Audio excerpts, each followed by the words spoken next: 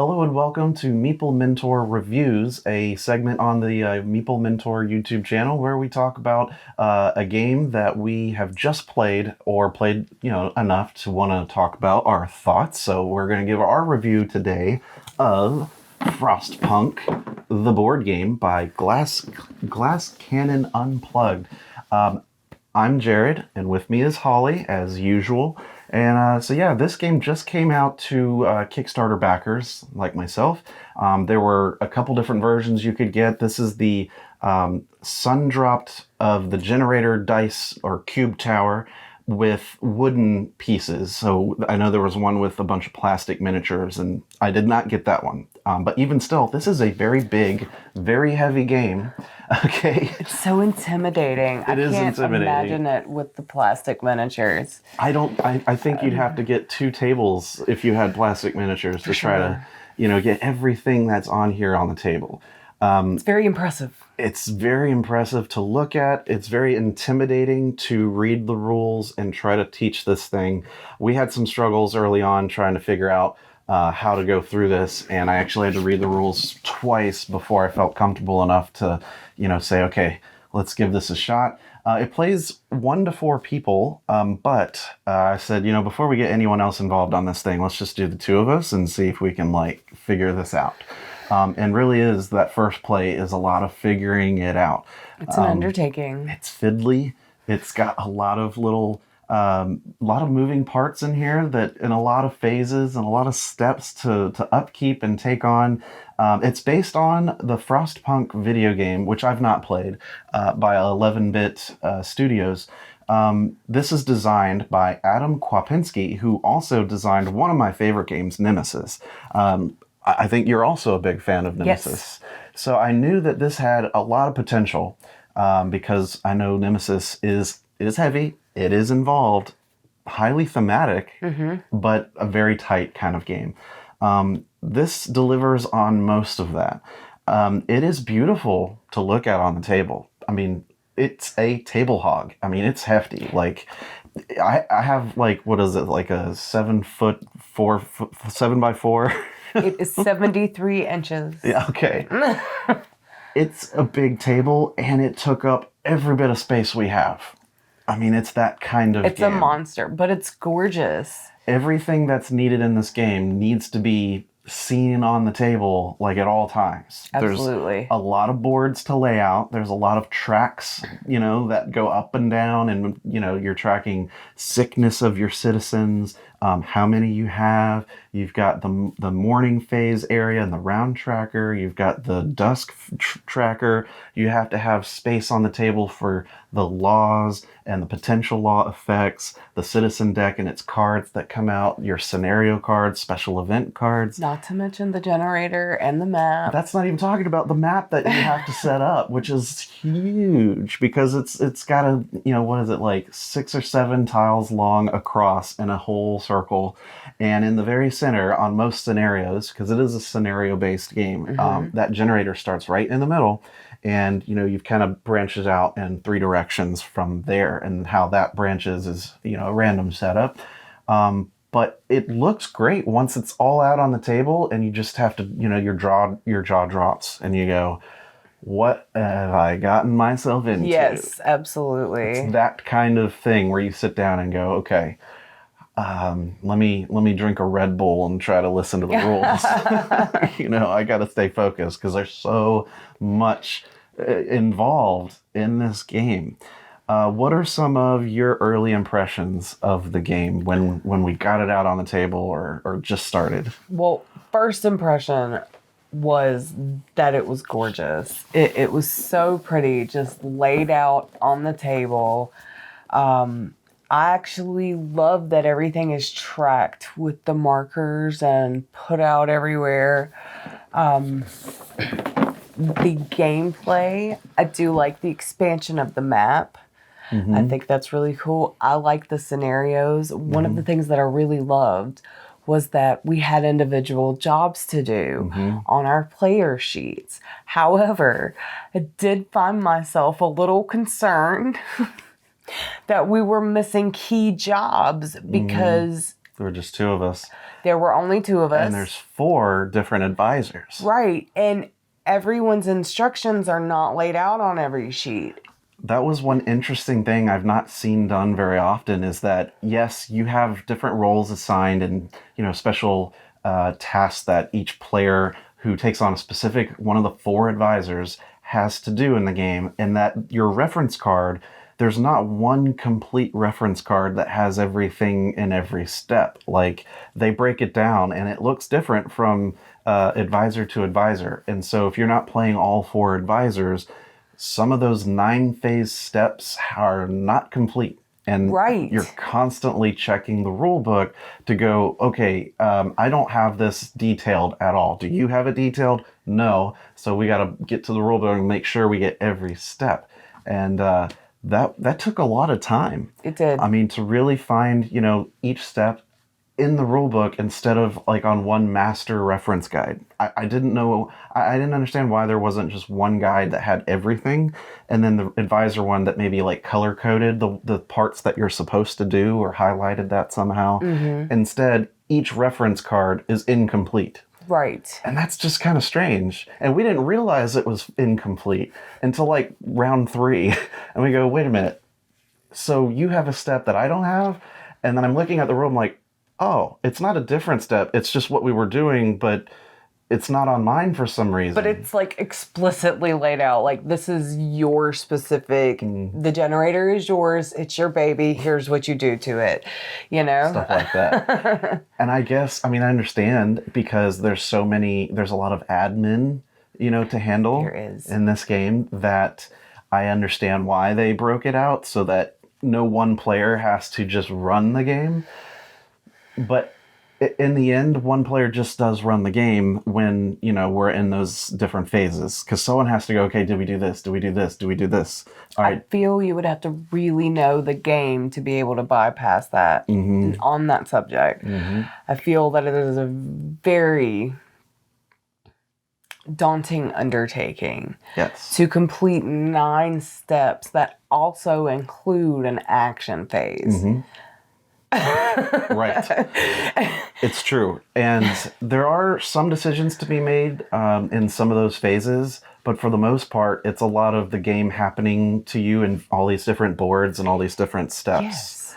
And so it's like there's so many ways the game affects stuff that you do, but what you do is only one phase of those 9 phases. And it's like, how much of the game am I actually doing, like, game choice, like actual gameplay, which is essentially worker placement. This is a fully cooperative game, and we share a pool of resources, or a pool of workers, which are different types of workers, which means there's certain spots on the board and buildings and things that only certain types of workers can do.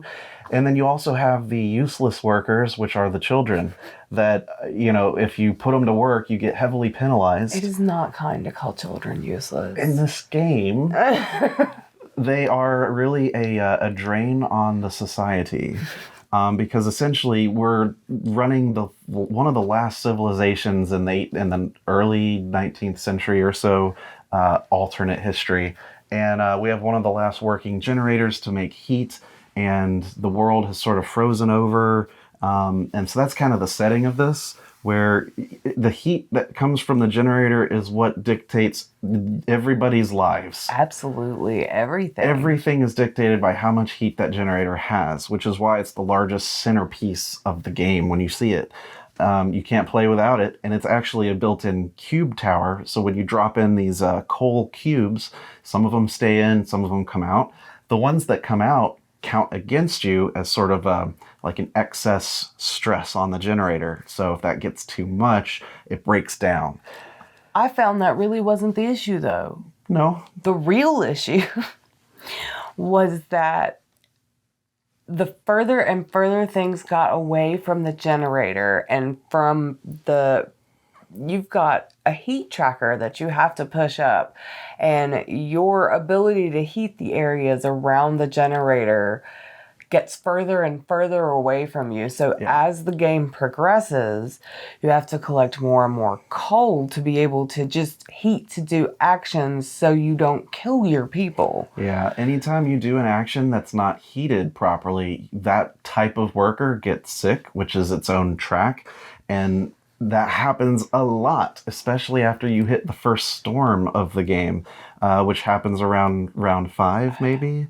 And all of a sudden, nearly every action you do is going to start, hurting your people. And then when that happens, they all start dying. And then when that happens, you start losing workers, and it just cascades into failure. I feel like this is a running theme with a lot of co-op games that I've experienced is the further you get into the game, the more impossible it is to win. And they're all these starter, and I'm just like, wow. I feel like the game has so much going on to manage and make sure that you don't mess up at any given point, that if you don't do exactly what you need to do, you're setting yourself up to fail an hour later. Yeah. And you don't necessarily realize it until an hour later. Right. And you're like, oh, I guess we should have probably built these back when we had the opportunity. We probably should have done those expeditions, huh? Right. So in our case, we didn't do the expeditions, which allowed, you to get more citizen cards or to get more special resources and things like that. And so we started very late on getting an expedition done. And I think we realized we needed to be doing that 1 or 2 times before the storm, and we didn't. It takes one of your workers, and you only get so many to do actions. It's a very tight game of what do I do right now? It really is. You have to pay attention to everything. You have to pay attention to your weather and the effects that it's having. Which is always bad. Even to the expedition, because we could have gone like 12 spaces on if we had started early enough. The storm, that tracks the storm. Sometimes it moves faster. Sometimes it doesn't move at all. And basically it's just measured on a track, and then it's the same as the round track, so when they meet, that's when you trigger the first big storm of the game. And we have 4 individual trackers on that one round tracker. We've got the technology, we've got the Storm. The storm, the thing on the scenario tokens, and the actual round tracker itself, and our current round. And then also, but depending on where a round is, there's at the top the citizens, and it'll tell you who you have to feed. So every round you got to feed different people. The more we explain it, just sounds so much more involved. It sounds crazy. Like there's just so much involved. I can't sit here and teach the whole game. I mean, I'm talking like it took an hour to teach this. And then it took hours to play, and we didn't win. We did the base scenario, the recommended starting scenario. We thought we were doing all right until... And then just bam. Until all of a sudden, I mean, it was like, this fails, this fails, this fails. And we had a discussion about playing it again before the review. It was enjoyable, but it is a big undertaking. It's an all-day kind of game. It really is. This is a snowed-in hurricane game. I mean, that's thematic to me. Certainly, if you're in a cold area and you're snowed in, pull out Frostpunk because you have all the time in the world. I don't know if I could play this with 4 people. That would be ridiculous. Oh my gosh, I couldn't. Ridiculous amount of time to play. That kind of boggles my mind there. I mean, maybe 3, maybe 3, but even 2, it's a long game. I wonder what the solo play is like. This is a game where I think most of it, you're just feeling like the game is attacking you and you're doing very little to influence the game. Right. Because there's 9 phases that a lot of things happen in each of those phases, and the main one that you actually have choice in doesn't last very long. Right. And you're like, am I really making a big enough difference? Because there's a lot of bad things going on and I can't manage all of it at the same time. Normally in games, that's really good, but there's so many, you might say admin or upkeep steps and things like that, and they're all interconnected, and you just kind of go, what do I do? How do I stop this? And I found that even the cooperative nature of it, at times, it was either you or I making the decisions. Like in the sequence of turn orders, we were just suggesting, well, like, here's what we've got to do. Let's do this. And then, the next round, you're like, okay, so here's probably what we need to do. So how come, cooperative is that really? I mean, I guess there's somewhat of an alpha gamer thing that happens where once one player kind of sees what maybe the best strategy is, like everyone kind of has to do that and be like, okay, I'll move this guy and do this, but you need to work and move this guy and do that because that's just what has to happen. And you've been pinned into that corner. You're like, you absolutely have to take those actions. The game really forces your hand in a lot of ways and almost too much to the point where how much player agency is there in this game? I'm not really sure. I don't know how much, that you can try doing different things. Like, I feel like every game you're going to have to do the same strategy to make it work. And it's about how well can you play and learn that strategy. And I feel like on the starter one, you're not going to do that great. You know what I'm saying? No. And there's a steep learning curve, so certainly the first few rounds when you're kind of picking up the flow of the game, you're already behind. Because if all those early rounds, everything impacts later. They're so crucial. They're always crucial, so you really need to have played it once before you have a chance of beating it. It's that kind of game. Yes. It's probably by design, but at the same time, it's just super frustrating. It's a little discouraging. And it is discouraging. It kind of feels like you're just getting beat up for like 5 hours. But again, it's gorgeous. I mean, it has nice table presence. The components are great. The cube tower, the generator itself looks great. It's works well. Very thematic. There's even trees that populate on the board, and you can cut them down and get wood from it. There's deposits of things. It's all very nice. As you can expect from a Kickstarter, this is a very big production, and it's almost too big for its britches kind of thing. Like, it's one of those, how often am I going to get this to the table? And am I going to remember all these rules to be able to teach it again? And I need to play it again soon before I forget all this stuff if I want to try it again. But again, how am I going to find another Saturday to play this whole game? We actually started at like 6 o'clock and like quit at midnight, I think. And came back the next day to finish. And came back the next day to finish it again. I mean, it was a lot to get through. Yeah. And I don't think we started as early as we probably. I don't think we did. I think we started. Something like that. That's probably. But still, okay. It's involved.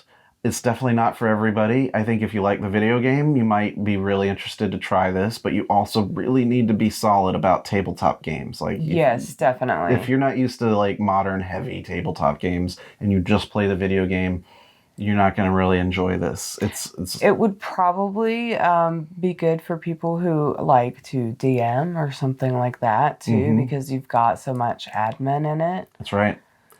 And there is a lot of storytelling actually involved in this game. There's a lot of the cards and the scenarios and all this that has great flavor text and descriptions of the story and what you're doing. So it's very engaging as far as like buying into the scenario itself. It doesn't feel very gamey in that sense. It's very much like thematic. It's a very thematic experience, but one that I don't know how often I can do.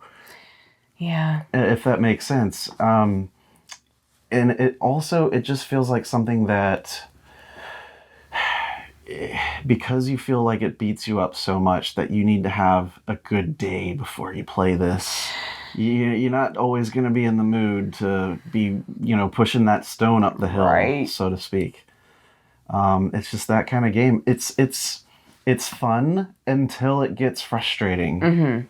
And then the whole admin of it with the phases, it's daunting. It's daunting.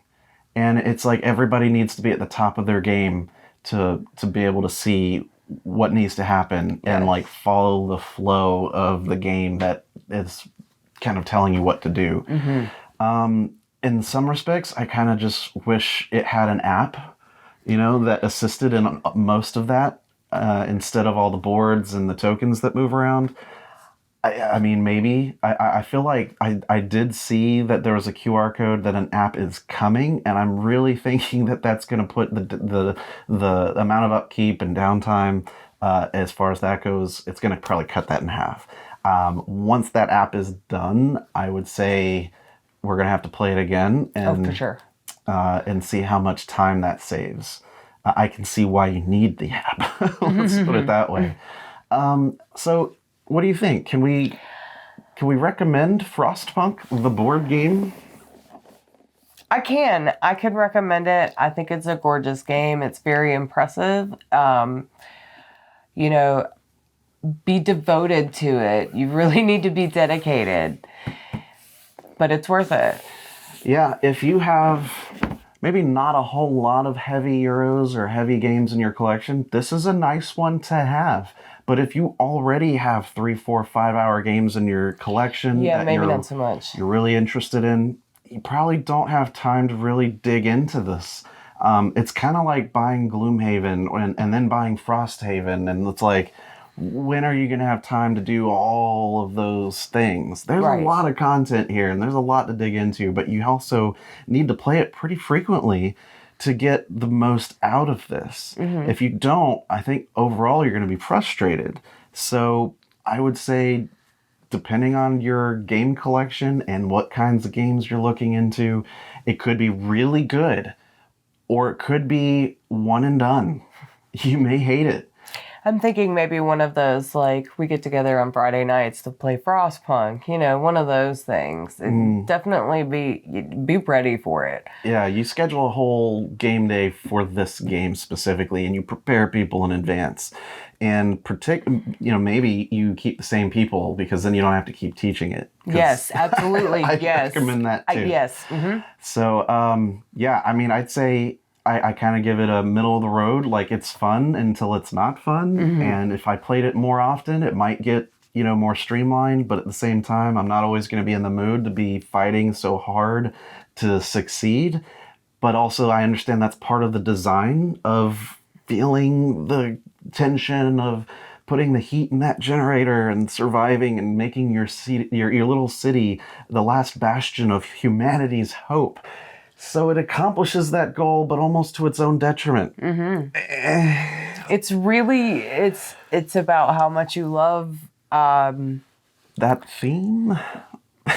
Post-apocalyptic, we're all gonna die. How true do you want to be to reality? It's one that maybe would be great to play at a convention where there's gonna be a lot of people coming to look at it, and it'd be like, look at it takes up the whole thing, and you can sit it out there for hours. Very impressive. It's gonna be that kind of game. So it's great. It's good. I don't want to say it's niche, but your mileage may vary. Yes. Let's put it that way. So, that's I don't know about giving scores or anything like that, but I don't generally do that anyway. So. Yeah, I just feel like my thoughts you can kind of gather from what we've all, said here on if this is the kind of game for you. Certainly worth a try if you have the opportunity. I don't recommend being the one teaching. But I would also recommend, like, at any point, hand over the rule book, because I need to understand. I feel like this could also benefit from player generated aids and reference guides. Definitely. And little helpful things to track everything that needs to happen. Perhaps maybe compiling everybody's duties onto one sheet. Someone needs to do that. So you have one master, laminated, double-sided, every phase. Absolutely. Everything done. And then maybe, definitely. So, this is our review. This has been Meeple Mentor Reviews. And stick around on the channel if you want to see more content. And, of course, to see more of Frostpunk and every component inside, I did a full unboxing on the channel as well, which you can watch. But stick around if you want to see more tutorials, unboxings, board gaming news, podcasts, and much more. So subscribe. Leave me a like and a comment and do all that YouTube stuff. And I've been Jared. I'm Holly. I'll see you next time. Bye. Bye.